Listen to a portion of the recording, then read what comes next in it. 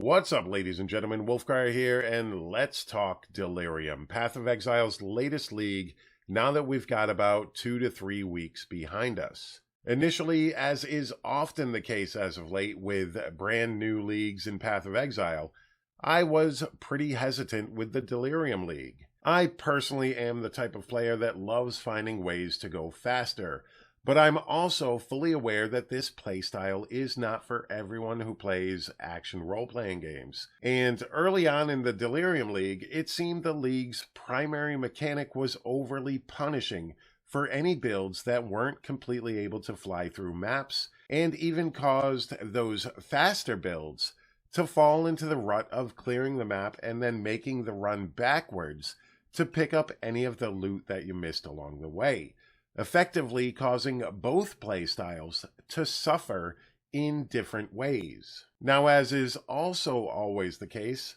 after a few weeks of the current league going live, there have been changes brought to the league mechanic that have given quality of life improvements to Delirium. Splinters now drop at the end of the Delirium. Alva, Legion encounters, and other previous league mechanics temporarily pause the progression of the Delirium Fog, which allows you to finish interacting with that content before moving on.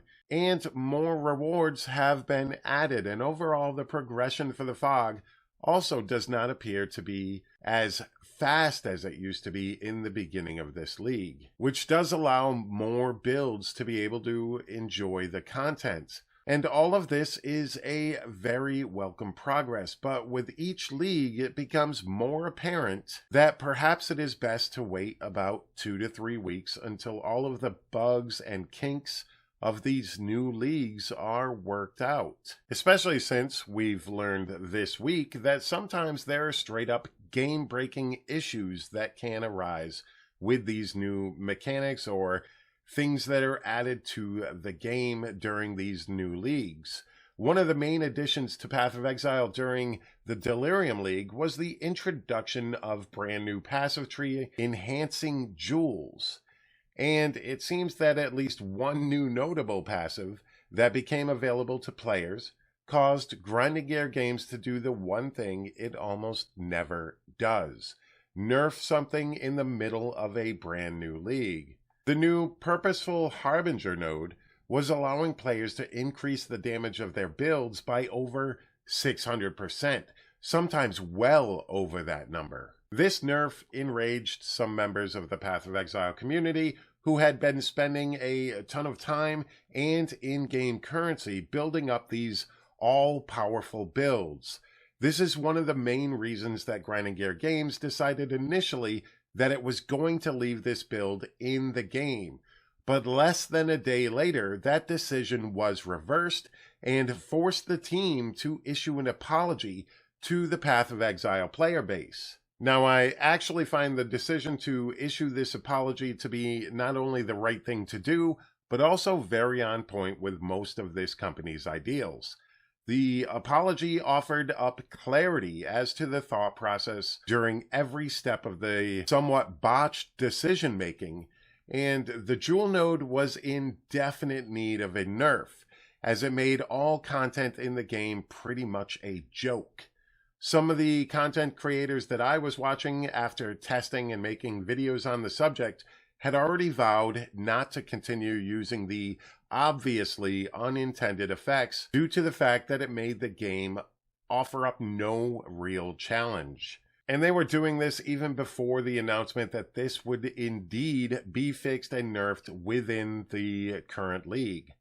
Obviously, this was something out of the ordinary for players of Path of Exile, especially with the initial announcement that Grinding Gear Games would let this league play out and fix the gem afterwards.